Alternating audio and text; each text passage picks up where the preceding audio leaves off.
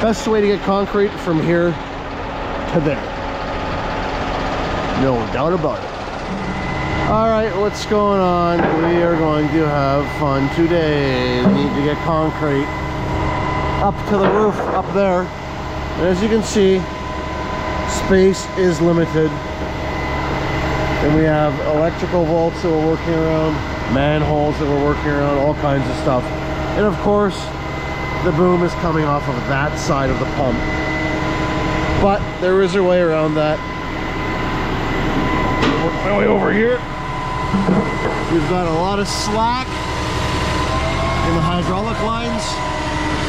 And yes, the cream in the turret is from a previously worn out swivel gasket, not the current one. So we're going to bypass the little switches here, keeping in mind that when we stow the boom at the end of the day, we will return them to their proper orientation. We've got enough slack here. This boom can do another 180 degrees. And we can't even spin it that far anyhow, because we're short rigged on the front and we'll have our OSS switch turned on. So we're only really going to go about, I don't know, 110 degrees past center anyways. So we'll make this work. But yeah, we get all the fun jobs. All the fun ones. Anyhow, we'll check back in a little bit here. Because of all the buried utilities here, we are going to go extra heavy on the dunnage. We've checked all this out. Those electrical boxes, they just go straight down. And then there's conduits that run into the building from there. But we're still going to treat this with extreme precaution. And we'll go heavy on our dunnage here. More is good. More is better. There we go, the full Dyka smorgasbord on that back leg there. It's a beautiful thing.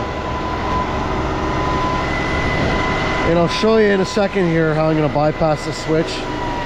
Don't do this at home. If you tear your hydraulic lines out, you're totally liable. So the wire here, that's cable telephone. That is not a hydro wire.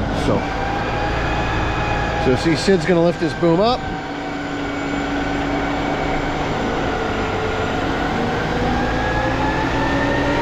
And he will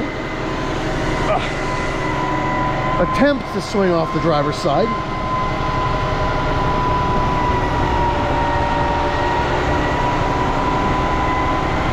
And you'll see it's going to stop him. So what we're going to do is we'll bring the boom back over to the passenger side.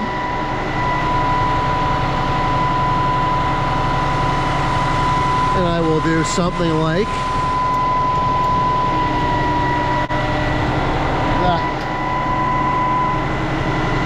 watch our hydraulic lines.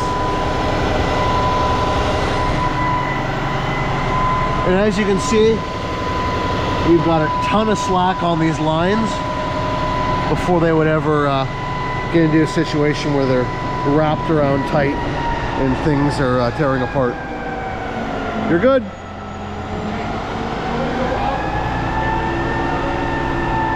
No. What we'll do, so we don't forget, this little situation.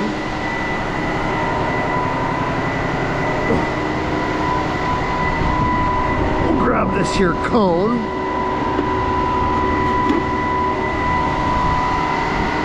And we'll throw this here cone right up on top so we don't forget about it.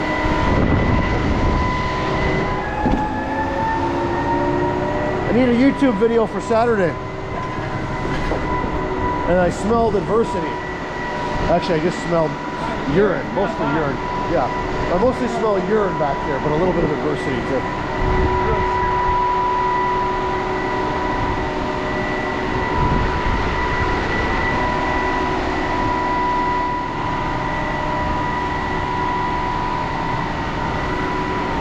So one of the things I dislike about the cantilevered pedestal, it sits that boom towards the non-working side, which if you're trying to work under lines or in this situation, it's going to put our boom even closer to that line. It's not really going to affect us too much today. We'll still have lots of clearance, but it definitely doesn't make life easier for working under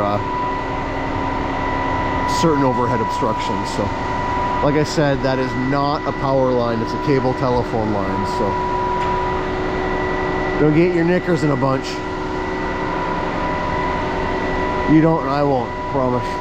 You could spin that boom around going this way, it would do a whole nother rotation. That's why I put the cone on there. Oh yeah. Going the other way doesn't have as much going the other way, as we found out by accident. It maxes out when it gets to about the driver's side mirror, but going this way it'll go even further. Still not a good habit to get into, but it's okay. We got the cone on there. We're good. All coned up. I just gotta hope we reach.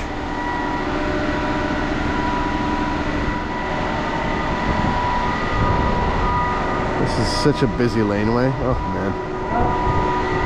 I took it out enough lower than that. Yeah, have you been up there? I haven't been up there. I haven't been through, they can't get in. Oh, lovely. Yeah, what we're pouring, they have on the roof 60 little pedestals, 10 inches by 10 inches by 14 inches high. It's literally 1.7 cubic meters of concrete, so like 2 yards. And we're just gonna pour into wheelbarrows.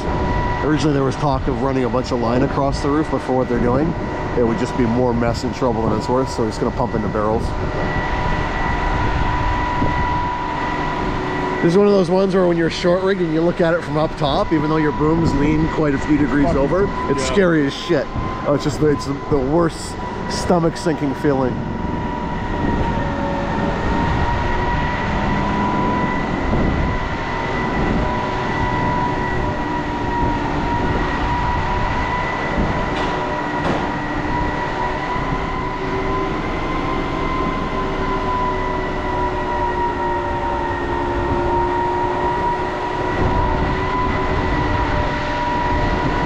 We're going to be in pretty good shape here, I think.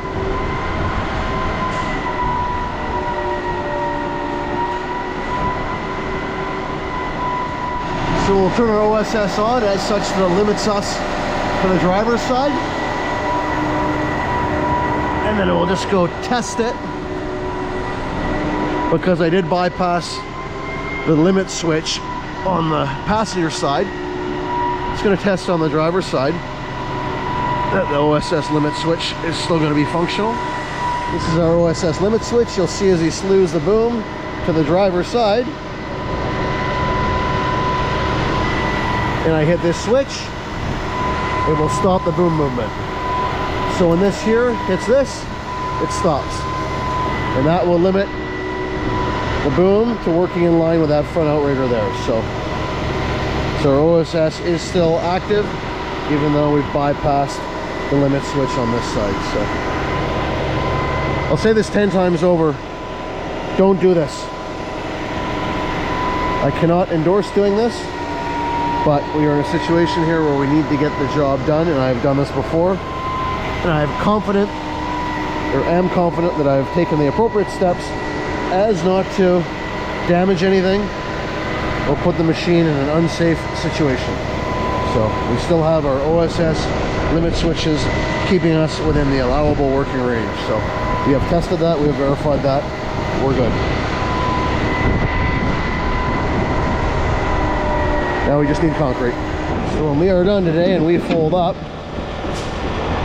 what you're gonna have to do is hold those to the side and slew it until this gets past those. Okay, yeah. And then once you're past, let them go. But that one, that's stopping me from over rotating that way. Your OSS is that guy right there. Yes. Should I wait for this to hit this? Yes. For this side of the pump, yes. So yeah, this flapper hitting these is what stops the rotation. I've tried to do this before. Yeah. But yeah, if you look at the lines, there's tons of slack in there. Right? Just don't forget when you put the boom back to get it around the other side of the switches. As you can see, at one point this rested up here. Huh. There's a story to everything. Don't ask us how we know that going around the other way the boom stops right about there before you almost tear out the hydraulic lines. Don't ask us that. So that is the issue with these, with our hoses and whatnot, loading them up. It is possible to knock those switches, So you gotta be really careful. So he's still on this pump. I still check by habit. I'll check these lines if I didn't have the pump out last, to make sure they haven't been wrapped around the wrong way. So it's nice to have them external because it's easy to override. But when they're internal, they're protected from getting bumped from hoses and people and you name it, right? So anyhow, get some mud here, get going. All right, here we go, rooftop. And we got 60 of these things. So as you can see, we got the wheelbarrows queued up, which is way easier than running hose across this roof membrane. And they made us a window, which is mighty nice of them. Here, I'll come down and check out the view.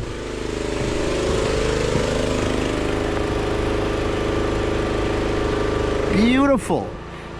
As Sid and I were chatting about earlier, it's always the weirdest feeling looking down on the pump with the boom almost straight up. It's just the most strange, uneasy feeling. If you look at it from street level, it's like, what's there to worry about? You look at it from up top, and yeah, it's just the perspective, it's the angle.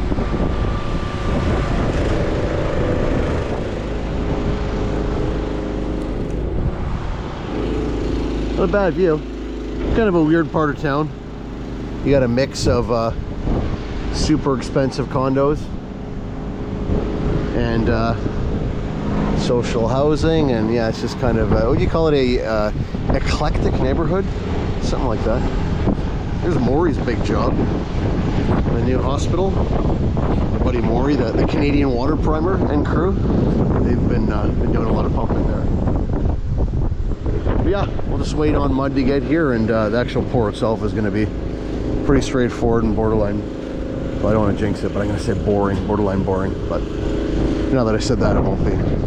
Stay tuned. All right, here we go. Concrete has arrived. I repeat, concrete has arrived. They sent us the little mini mixers, seeing as you only have like 2.5 cubic meters total, accounting for waste in the pump and whatnot. 2.5 total. I think those are like little, I don't know, 4-meter trucks or something like that. Anyhow, we'll back this guy on, prime it through, swing this boom up top, and bang this one out. Hey, do me a favor, remember when, even though we have the air cuff on, when you go to swing the boom up, put the rope on as well in the figure 8 configuration, please. Right on. Yes, the reason why we do that, if for whatever reason you were to accidentally bump the engine kill button, as the pump powers down, the air cuff by default will open. So if we're just relying on the air cuff to keep that hose closed as we're swinging up to the roof here, and somehow the engine shut off for whatever reason, that cuff would open in about 3 seconds and it would drain everywhere. So we put the rope on as a secondary measure, and I always put the rope on in a figure 8, just so if it the hose gets smacked against something and the hose squeezes together, the rope doesn't fall off. With it being in a figure 8, it's locked on there. So little things. Don't ask me how I learned to do this, but let's just say it wasn't necessarily the easy route. We'll just leave it at that. Okay, so it's pretty hot out today. It's going to be a bit of a slow go, so they're just putting a dose or retarder in the mix. We thought we had one in the mix from the plant, but I guess somehow it got missed, so they're going to mix. They're going to throw a dose in right here, right now. Like I said, a little bit extra time won't hurt us. This will be a bit of a slow go, and we're right up on the roof in the sunshine here, so better safe than sorry. Take proactive measures now rather than regret it later. Now, a very critical step with a pour like this, when he primes through, he's going to cycle it around and speed the pump up to make sure we've purged all the air from the pipeline, get all the pipes nice and full of a consistent flow of concrete. That way when we bring that boom up onto the roof, you're not going to pump 3 or 4 strokes and then have an air pocket that was trapped in the boom come firing out the end. So very, very important when you've got most of your boom vertical or flat out.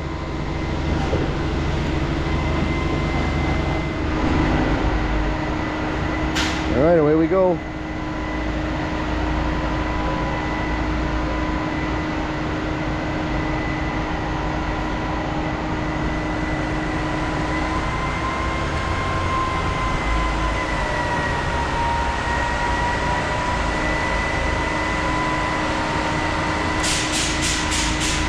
We got lots of reach.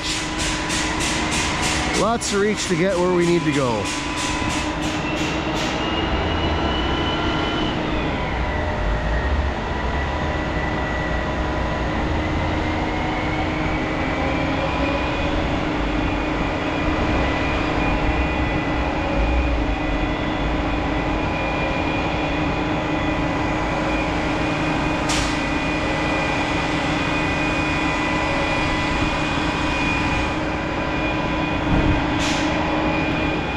of course on the Prime, it plugged, and it was a stubborn plug too. We've got a brand new 3-inch whip hose on there. Very thick, meaty flange. I even ground it out with a die grinder. And what was a seemingly relatively new 4-to-3 reducer leading into it, but I guess it's worn just enough that lip really snagged up this mix. So we're gonna swing over a wheelbarrow, we'll break that off, we'll tap the plug out up top here, and then reconnect. We tried in the laneway there, but without breaking things apart and making a mess, it wasn't happening. So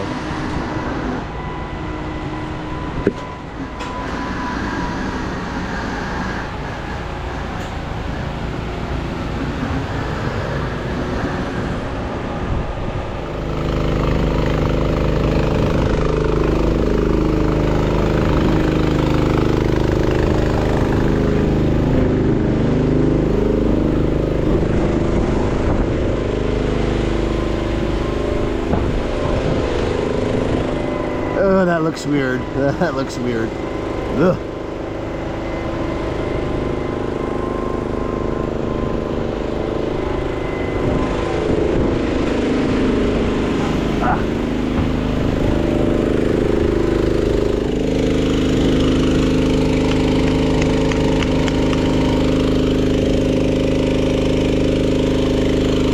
Lower down a little bit. Oh, you can't. Okay.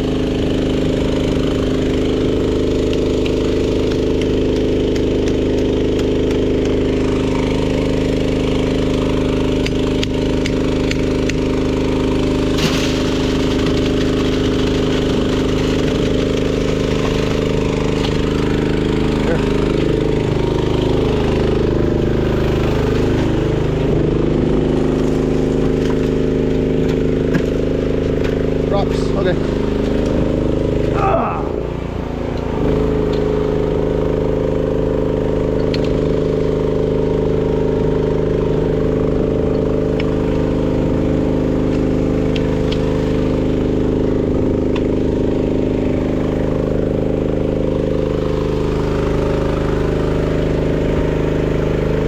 New hose, old reducer.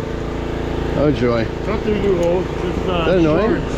Yeah, but still, it shouldn't hang up that tight. You can tell when you tap this reducer too, it's not fantastic. With a brand new whip hose, you kind of need a brand new reducer-ish. Okay, we'll start pumping this out.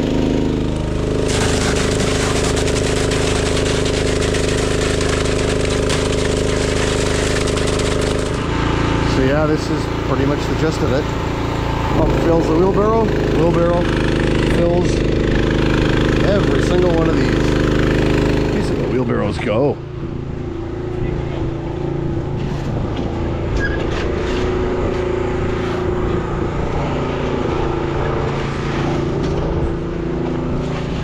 This is better than line pumping it. Oh my god. It would have been a mess all over the roof. It would have been more on the ground than in the... That's exactly it. We would have filled the lines and we would have just had to drain them. The job would have been done. So.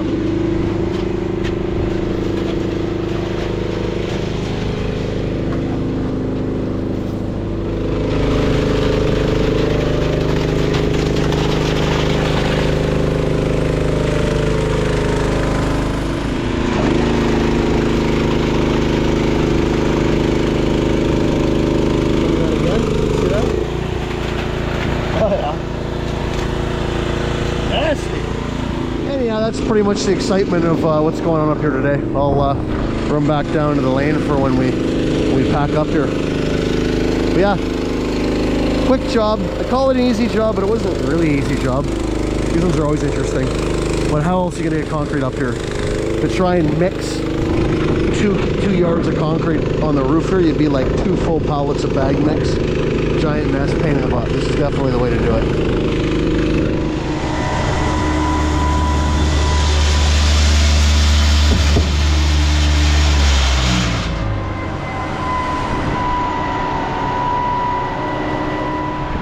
And just like that, we are finished. So I'll bring the boom down here, we'll pump out, pump back into the mixer, do the sponge, water sponge thing, and reset our limit switches for the turntable. Didn't forget that one. And then we'll get on out of here. So Sid gives me a hard time ever since I put this Wednesday decal on. The nickname Wednesday, pump was built on a Wednesday because it was so flawless. Literally as soon as I put that on, just a string of complications, mostly associated with the emission system. We got it all sorted now, but it was a couple months of frustration following that decal. So maybe we'll just scrape that off here pretty soon. It's on the list of things to do.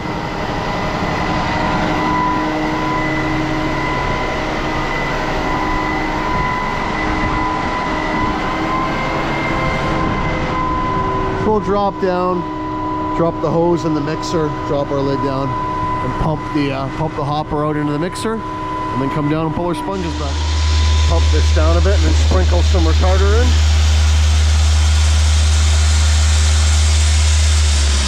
Go.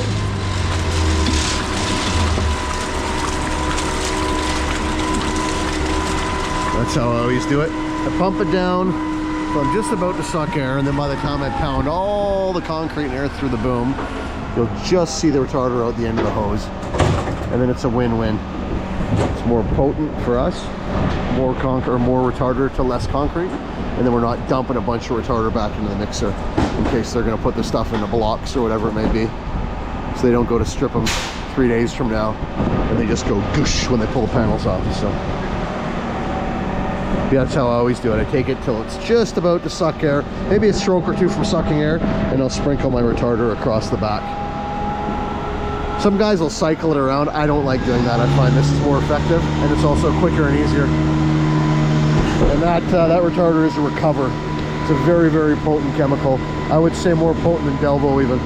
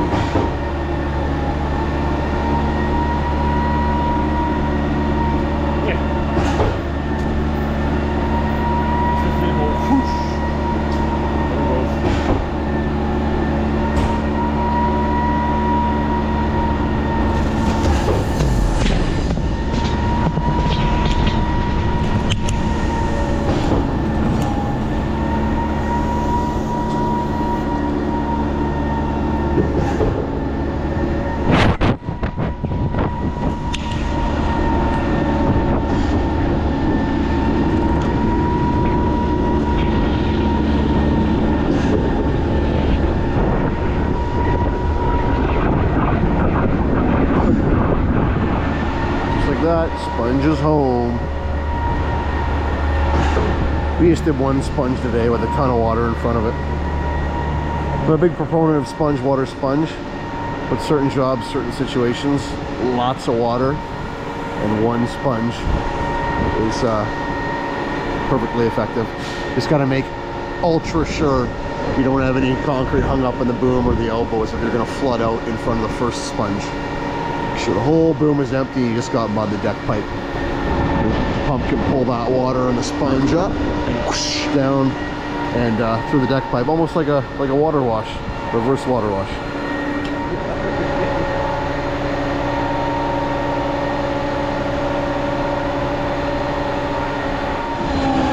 So I'll show you how we're going to do this.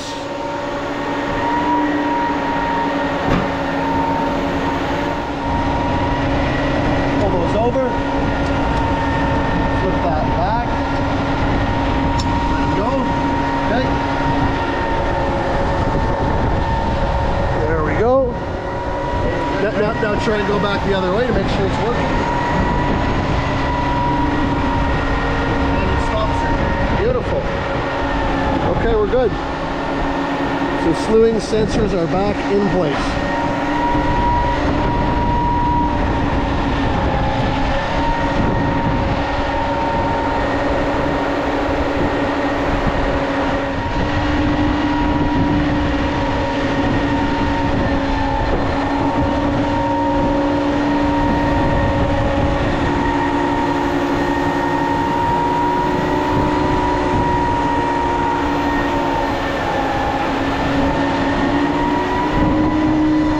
like that, we are done.